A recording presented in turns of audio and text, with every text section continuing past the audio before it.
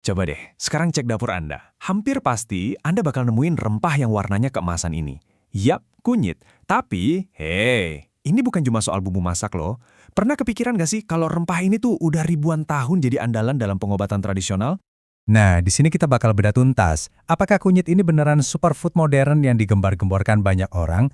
Atau jangan-jangan kekuatannya cuma mitos yang kita telan bulat-bulat? Oke, ini dia peta perjalanan kita. Kita mulai dari manfaatnya. Terus kita kenalan sama jagoannya, yaitu kurkumin. Abis itu, kita bakal jadi detektif, membedah fakta dan mitos seputar klaim-klaimnya. Tentu aja, saya juga bakal kasih tahu cara memaksimalkan khasiatnya, apa aja resikonya, sampai aturan emas dalam mengonsumsinya. Yuk kita mulai? Kita mundur sedikit ke sejarahnya ya. Jauh sebelum jadi campuran kafe latte di kafe-kafe kekinian, kunyit atau nama kerennya curcuma longa itu udah jadi superstar di Asia Tenggara. Bayangin aja, ribuan tahun lalu, kunyit bukan cuma bikin masakan jadi kuning keemasan, tapi juga jadi inti dari ramuan jamu dan pengobatan Ayurveda di India. Keren kan? Oke, sekarang kita masuk ke ruang mesinnya kunyit. Jadi kekuatan supernya itu bukan dari seluruh umbinya loh, tapi ada satu senyawa spesifik yang jadi biang kerok semua manfaatnya. Dan perkenalkan, namanya kurkumin. Anggap aja dia ini Iron Man-nya kunyit. Secara sains, kurkumin ini adalah sejenis polifenol. Gampangnya, zat dari tumbuhan yang punya kekuatan anti peradangan dan antioksidan yang dahsyat banget. Nah, molekul inilah yang bikin para ilmuwan penasaran dan jadi dasar hampir semua klaim kesehatan soal kunyit.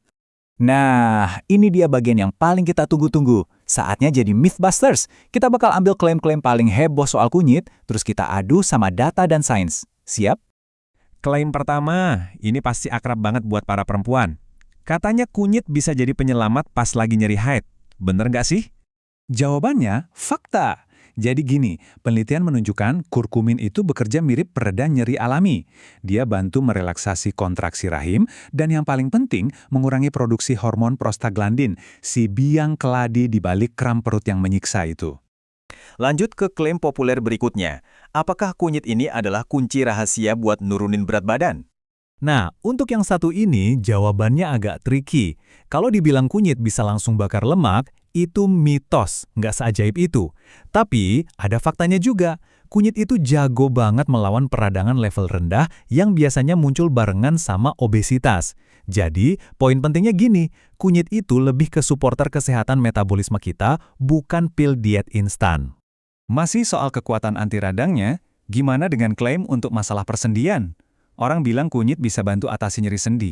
Apa itu terbukti? Dan ini fakta yang kuat banget. Beberapa studi bahkan nunjukin buat penderita osteoartritis, efektivitas kurkumin bisa setara loh sama obat kayak ibuprofen buat ngurangin sakit dan bengkak. Ini jelas penemuan yang luar biasa.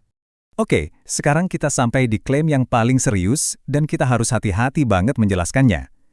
Bisakah kunyit mencegah atau bahkan mengobati kanker? Coba perhatikan baik-baik perbedaannya di sini. Di laboratorium dan pada hewan, hasilnya itu menjanjikan banget. Tapi, begitu diuji ke manusia, penelitiannya masih sangat terbatas dan hasilnya campur aduk. Jadi kesimpulannya harus jelas ya, meskipun potensinya ada, kunyit itu bukan obat kanker yang sudah terbukti untuk manusia saat ini. Oke, kita udah tahu kunyit itu hebat. Tapi, gimana caranya biar kita bisa dapat semua manfaatnya itu? Karena ternyata cuma menaburkan bubuk kunyit ke makanan itu nggak cukup efektif.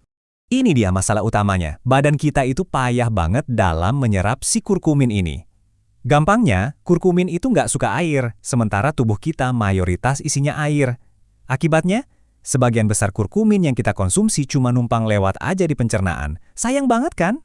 Untungnya, ada 3 trik simple yang didukung sains buat ngakalin ini. Pertama, panaskan kunyitnya.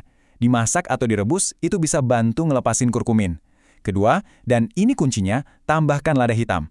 Ketiga, campurkan dengan sedikit lemak, misalnya minyak kelapa atau santan. Terus, seberapa hebat sih efek lada hitam ini? Siap-siap kaget ya. Cuma dengan menambahkan sedikit aja lada hitam, penyerapan kurkumin di tubuh kita bisa meningkat sampai 2000%. Wow, serius, ini bukan salah ketik, 2000%. Tapi tunggu dulu. Meskipun kunyit ini hebat, kita tetap harus bijak pakainya. Sama seperti hal lain, ada aturan mainnya, ada dosis amannya, dan ada risikonya juga. Yuk kita bahas. Jadi, siapa aja nih yang perlu ekstra waspada? Kalau Anda punya risiko batu ginjal, sedang hamil, lagi minum obat pengencer darah, ada masalah sama kantung empedu, atau mau operasi, sebaiknya ngobrol dulu sama dokter sebelum konsumsi kunyit dosis tinggi ya. Terus, takaran amannya gimana? Buat bubuk kunyit biasa, batas amannya itu sekitar 3 gram per hari. Nah, kalau Anda minum suplemen, biasanya dosis kurkumin yang dianjurkan itu antara 500 sampai 2000 mg per hari. Jangan lebih dari itu tanpa anjuran dokter.